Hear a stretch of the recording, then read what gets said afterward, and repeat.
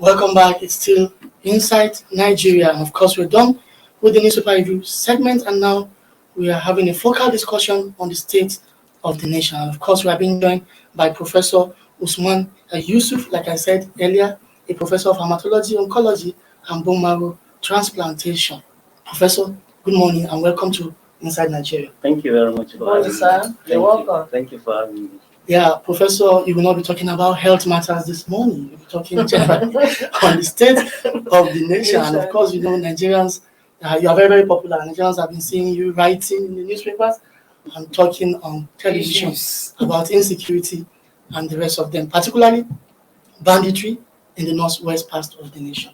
Now, you are of the view that the ongoing military offensive in the northwest is not a solution to the banditry challenge. So, what exactly do you think is the solution to the menace of banditry in the northwest? No, I'm not saying the ongoing operation is not the solution. Okay. All I'm cautioning the state, the military, and the nation is that there's a role for the military, but there is no military solution to banditry in Nigeria, period. If anybody tells you differently, he either doesn't know what he's talking about or he knows, but he's been disingenuous. So there is definitely a role for the military, but we need to be strategic. That's the point I'm making. And we know if we, there's a lot of intelligence out there from work done by researchers, from this report by the former IGP, MD Abubakar, who himself is from Zamfara, he's from Gusau. It was instituted by the current governor in 2029 when he came. They looked at this report. They looked at banditry in Zamfara from 2011, June 2011 to May 2019. And I recommend this to everybody in leadership, military or political, and everybody in Nigeria to understand the origin of banditry in Zamfara state, the causes of banditry, who are involved, and what they recommended. This was an excellent report, and I'm really, really very surprised that we are where we are because leadership has not read that report. Wow, leadership has not read that report. Does this also include some of the findings you discovered during your trip to the forest while accompanying the popular Kaduna-based Islamic cleric Sheikh Dr. Ahmad Kumi to the bandits in the forest? Does it also include the findings you discovered? Yeah, what it did is, when I said leadership, I didn't mean leadership. I know, the leadership of the country. We know what you meant. The findings. Clearly, is it part of the report? Absolutely. I didn't see this report until yesterday. And what it did was just open my eyes and reaffirm what we have been saying all through. The number one, insecurity is caused by corruption and bad governance. This twin, corruption and bad governance, mostly by politicians. This mess in Zamfara and banditry is essentially brought about by politicians. And the military is now calling to clean up the mess of politicians. And that banditry is essentially a social problem that Nigeria is increasingly militarizing. Okay. Politicians brought this mess, soldiers are brought in to clean the mess. It's a social problem. If we do not address the social problem, we can bring 1 million soldiers who will never solve the problem because soldiers are not trained to sort out this mess. So unless we take care of the original problem, the real problem, address real issue. And another thing, we've always said it, problems are local. Yes. Solutions are always local. So these big plans coming from Abuja without consulting the locals will never work. Have never worked, will never work. So bringing big boots, guns, and to Canada this, to Canada without talking to the people will not work if you do not take care of real problem, consult with the real people. This is the point I'm making. But some of these state governors have made attempts in the past to talk, with these bandits, and even granted them amnesty. But we still see that the situation when they came back again. Yeah. So and I said it. So when dialogues break down, there is always a reason for it breaking down. More often than not, it is a party reneging. And most of the time, we've seen both sides reneging. But most importantly, the bandits have been dishonorable. And we've seen that. We are the very first to say that. We've sat down and met bandits in all this place. In the forests of Niger, their war commanders from 6 states assembled for the Sheikh in the forest. We're talking thousands of bandits under leadership. They've never assembled for any politician or any soldier. We have been to places where nobody has been, soldier or politician. Assemble, we met these people. We listened to them. The purpose of Sheikh Gumi's visit was essentially to listen. Martin Luther King says, violence is the language of the unheard. We are over-militarizing security. Any security problem, we say, soldier, soldier. No. Hunger is a security issue. Poverty is a security issue. Illiteracy is a security issue. Lack of school, our schools are not. And you expect security, there is never going to be any security in any society with so much inequity. Government must invest in the people rather than investing in the military. That's the point I'm making. All right, Professor, when you said social problem created by the politician, you just mentioned about two, hunger, unemployment, and the rest. But I want to refresh your memory that President Muhammadu Buhari-led administration have over time claimed to provide jobs for teeming youth, build schools and the rest of them, social investment programs and the rest of them. And would you say all these government policies are not having any impact on the populace in the last 6 years? Right, good. So where are they? Somebody needs to show me where they are. I'm from Kasana. The third of my state is under siege by bandits. We have never seen IDPs before this government. Yeah. So what infrastructure do we have in Kasana? I'm talking locally. And I want everybody to go and look locally. So forget the propaganda. Let's look at realities of our people. In Zamfara State, there is this academic from Usman Danfodio University that published his 10-year research from 2011 to 2021, bandits in Zamfara State. His name is Dr. Murtala Rufai. You need to invite him here to educate the world. Bunch of intelligence. He has said there are over 120 gangs, these bandit gangs in 6 states.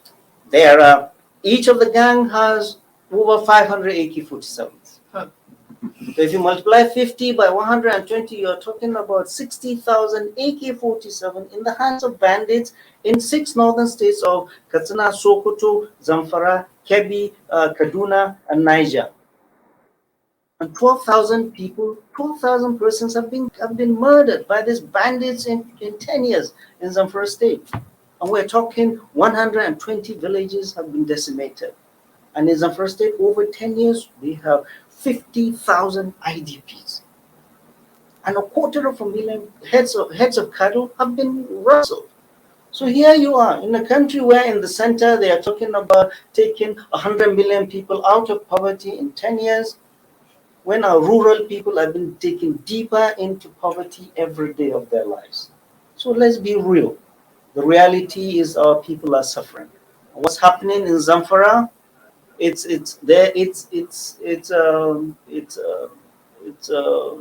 humanitarian crisis unfolding around the areas of Shinkafi, Zurmi, and Kauranamoda. People have been locked indoors. No going to the markets. There is no food. Bandits are continuing to attack them to get food out of them and kill and rape in these neighborhoods. There are not enough soldiers there to do 2 things that are important for soldiers to do. Number 1, protect the population or engage the bandits. They do neither because they don't have the number. So we have humanitarian crisis unfolding in these areas in Zamfara that the federal government needs to address. And the Minister of Humanitarian Affairs, she's from that neighborhood. She's from Zurmi. The federal government, the president needs to direct her to send humanitarian aid to these areas today, not tomorrow. People are suffering. Women are dying. Children are dying. There are divorces. Husbands are leaving their family because there's nothing to eat. This is serious. We must think about humanity, not just throwing bombs. Yes, we want these criminals to be decimated. We go there and engage them. All right, Professor, let's talk about political leadership and responsibility. Talking about directing the Minister of Humanitarian Affairs to send assistance to people in Zamfara. Now, Abuja is far away from Zamfara State. We have a government in place in Zamfara State. Are they actually up to task? Are they responsible? Because these are governors you see every now and then in Abuja, attending one governors forum or one meeting, while people are suffering. So, is it always about Abuja or the government at the state level? Good. You remember I told you problems are local, Yes. solutions are local. Yes. Big Abuja plan will not work. These governors run to the president go back home and take care of your problem. Where is the governor of Zamfara today as we speak? He's in New York. And the state is burning. And that report indicted all the 3 previous governors. In fact, recommended one for prosecution from 1999 till date as the cause of banditry. And some of the emirs, and some of the political leaders, and some of the local government chairmen, and some police officers, and some military officers too. So what I want to tell the president is that Zamfara cannot save itself. Zamfara is a political mess. Zamfara has infected the whole region and the whole country. And this is a national emergency. The federal government should not leave this banditry to Zamfara. We have seen it over the years, 20 years that it started, it spread all over, and is going all over, crossing the border. The president must, as a matter of urgency, take charge and knock some heads and get involved in the Zamfara issue. The issues are primarily political and social. The reason I say that 2023 is coming, it's going to get worse. Because these politicians will use these bandits like they've been using them before, and there'll be more killing to our people. The president should not fold his arm. The president needs to take charge. Those politicians in Zamfara are the reasons we are the state where we are today. So it's not a military solution. Military are just dumped in there to take care of social problems that they are not trained to do, and they cannot do. So, sir, in a nutshell, how do we get out of this logjam? We get out of this logjam by everybody getting involved. By first of all being honest with ourselves. But this is not a military. There is place for the military. No military solution. Everybody must be involved. The federal government must be fully involved, and look at that report and see how we can bring this banditry to an end. There are those bandits that you need to go and decimate and take care of them. Do it strategically. Protect our population and send humanitarian aid to our people. All right, we've been talking to Professor Usman Yusuf, a professor of rheumatology, oncology, and bone marrow transplantation. He has been speaking with us on the state of the nation. We need to go on a short break. When we come back, we will take the discussion to another level. We'll be right back.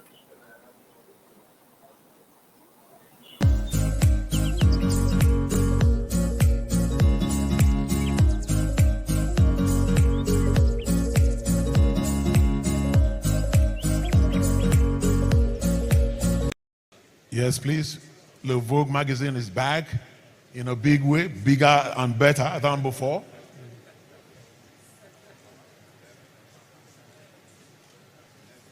Hadiza, could you please join us here? Hadiza and members of Adam, please. Your attention is needed here.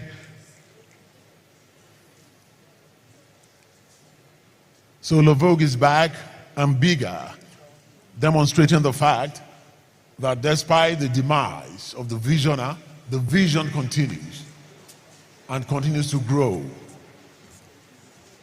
What else does a man want than that you have lived and your legacies remain and keep growing stronger?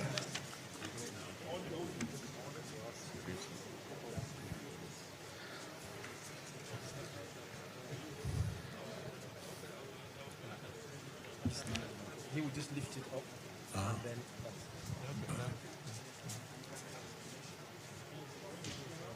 you just lift it. Excellencies, ladies and gentlemen, it now is my very special pleasure and privilege to ask His Royal Majesty, the Sultan of Sokoto, the chairman or chairperson of the leadership group, to come forward and join me and hold on to one bit of this cloth so that we can jointly unveil the bigger, better, deeper Le Vogue.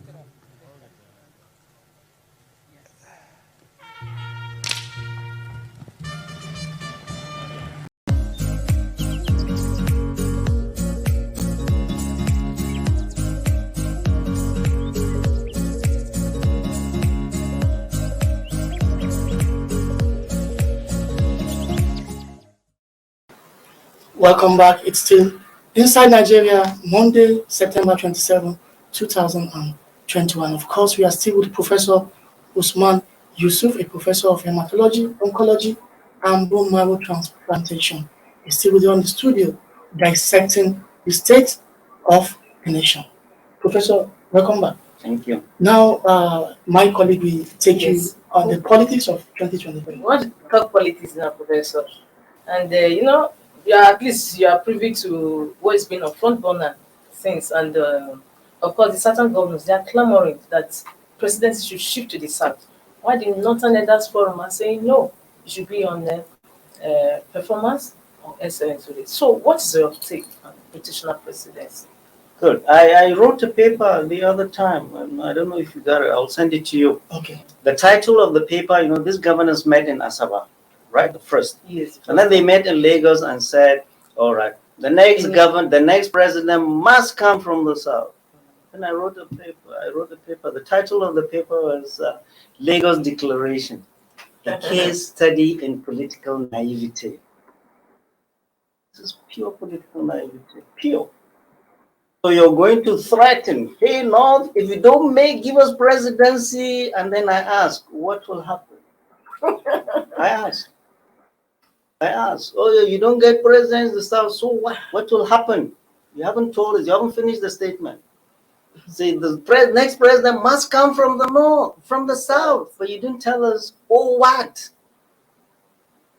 So I say they're all politically naive. Naive. They don't know politics. You want us to vote for you? You are threatening us? Your youth are insulting us? Insulting our heritage? Insulting all that is important to us? You want us to vote for you? I say they are naive because they don't know politics. Politics that were reaching out and networking. Right? Yes. There is nowhere in the Constitution where it says rotation, rotation, rotation. None. And all these politicians wanted to rotate to their pocket, not to the people. Not to the Yes. The biggest problem of Nigerians, you need to hear this. The biggest problems are your governors. Yes. Your governors, not your president. Every month, 40-something% of the revenue is given to, they say, states. No, it's not given to states, it's given to 36 individuals. They have the key to the treasury. The governor in the state has more power to do and undo than the president. They do whatever they do, they like. All the 36 states. Their idea of development is building flyovers and tarmacs, not investing in their people. When we were growing up, we didn't have all those flyovers, all those tarmacs. Leaders of the time invested in us, people, and many of these governors who are governors, we went to school together, invested in us. That's why we're able to come to this studio and talk and be productive in this nation. So for any governor now to tell you, you must do this, they've all failed, all of them. Every state must hold their governor responsible. It's a bunch of failure all through 36 states. So to cover their failure, they say, oh yeah, we must get the presidency, we must get the president. And guess what our local and northern governors are doing? Oh, there's insecurity in our land.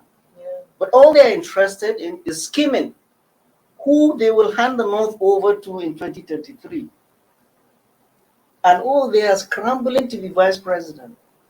Well, we are waiting for them. We, the citizens, will not allow this nonsense. Every one of us, including my last surviving aunt, who is 88, will go and vote for a candidate she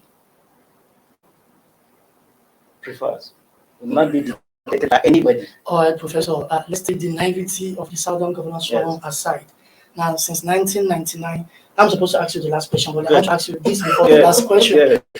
Since 1999, there have been an unwritten agreement, a gentleman agreement, where power shift from one place to the other in the interest of national integration and national unity. So let's take away the word you ascribe to silent governance, naivety. So don't you think there should be a shift in power to ensure national unity and integration, irrespective of what anybody says or how the person is saying it? Yeah, so For that sense of belonging. Where are you from? I'm from Oyo State. Oyo State. So if you have a governor I was from born in Oyo State, Funtua, good. Katsina State. I'm saying if you have a governor from Oyo State, your life is going to be better. Of course, it's not true, but no, you know, let me tell you. thinking. No, let me tell you. And we're doing all this nonsense. It is us, the elite. It's us, the elite. The poor man in Katsina, where I come from, and Kankia, and Nnewi, Arondizogu, and Igboho, where we went to 2-3 weeks ago. Oyo State. Their lives are the same. Yes. Same thing. No Lives are the same. Whether, they are eking for a living. Whether a Katsina man is president it is or not. us. It is us, the elites, who want to balkanize this nation, restructure it, so we get our peace. Rotation is unconstitutional. We are a constitutional democracy. Our constitution recognizes 36 states and FCT. Our constitution does not say anything about rotation. And fellow Nigerians, let me tell you, the North, we have voted for 3 Southerners without being threatened, without the gun put to our head. Good. We voted Obasanjo. We voted who? Abiola. Who did Abiola beat? Abiola beat Tofa. From where? From Kano. Kano has the largest vote. And we voted who next? Jonathan. Jonathan from the smallest state in the country. 8 local governments. 8 local governments. It's the smallest state. He's not an Ijaw, he's a minority of a minority. So let nobody tell us in the North who to vote for. We must do this. We are smart enough to decide who we will vote for, and our vote must count. And let no governor, North, South, East, or West, come and tell us anything, because they've all failed their people. All right, Professor. Lastly, let me ask you a question you are not expecting. Go ahead. But for posterity. 2 years ago, you were asked to leave as Executive Secretary of the National Health Insurance Agency. And years later, we discovered that there are still complaints about NHIS, even without you. And we have seen reports about you making more money for the NHIS. Was it that the president was deceived to remove you, or that what actually happened? Because even when you were removed, we didn't see you suffer any punishment. So what happened? Tell Nigerians. Go and ask the president. You know, it's been 2-3 years. And this is what I tell people. NHIS, and my wife said, you guys should stop always referring NHIS to me. Tell them to take out NHIS. So for me, NHIS is in my rear view mirror. I just see it behind. I went. I did what I gotta do. I fought corruption. I tried to do the right thing. The corruption fights you back. I did what I needed to do, but I did it, and I'm okay. I'm happy. The only person I need vindication from is God Almighty. Okay. Did the president actually, or did the government punish you for any wrongdoing? You are accused of wrongdoing. Yeah, let them prove it. You have not been punished. No, so you didn't commit anything. No, let them do it. And the nonsense I took as a chief executive from the press that were paid. I did this. If anybody opens his mouth and say I do anything, I hope to God that he can go to a court of law and defend that nonsense. The leadership newspapers, they made neutral. No. It's not whether they're neutral or whatever. I'm asking anybody that if he finds that I've taken a single penny, after all, you are not and he cannot prove it, I will tie his ass with lawsuit. I left where I came from to come and serve this country. Oh my God. And I had options. I still do have options. NHIS for me was, I did the right thing.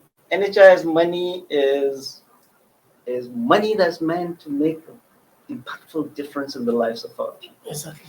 What I meant is nobody's interested. I did my part. What the president did or didn't do is up to him and posterity. You are from the same Katsina state with No, him. no, no. Have you met forget him it. since Forget it. then? You have not met? So you see, people say, oh, before I got this job, never met him in my life. Never set eye on him. He's not one who does things for you. I never met him. You were And nominated on merit. since then, I have no reason to see him, no reason to beg any human being on this earth. None. None. None. So NHIS for me, forget it. I mean, it's gone. It's past. I've moved on. So do you consider an option of throwing your heart into the political ring in 2023? Into as what? As the Governor of Katsina as the State, head of member House of Reps, leadership. Senator, Katsina North. No, there are many options, Professor. No. I'm telling every Nigerian politics, we should not leave the space to these rascals. So people like you. And that's why we are where we are. Everybody must get involved. How do you get involved? You don't have to stand for an election. I'm here speaking and talking on behalf of our people that have been left behind in Zamfara and everywhere. That is politics. Medicine is politics on a larger scale. Exactly. That's what we see the sufferance of our people. Alright. So yes, we are involved, and NHIs in the past politics, Now, we are in it. We will continue to be in it. and peace hold our advocacy. leaders on many accountable. thanks to you, Professor Usman Yusuf, a Nigerian professor of hematology, oncology, and bone marrow transplantation. We hope to see more of you at the Leadership Podcast too. But then before you sign him up, we just had a comment from Adebayo Amoju. And he says, good morning to the professor and brilliant presenters. What do you think about this present government's high appetite for borrowing and VAT controversy? Professor? It's directed at you. Yeah, so my question is, what are they borrowing for? What are they borrowing for? And what they borrowed, is it used for what it was meant to be used? Nigerians, you, the president, need to ask questions. The National Assembly, whatever the president takes to them, they approve. We are going to be left, our grandchildren will be left with debt. Yeah, they say they're building infrastructure. Infrastructure is not the most important thing for my people. What my people need is security. Infrastructure where? We've never seen any infrastructure anywhere in the north. So let's stop this infrastructure shenanigan and invest in people.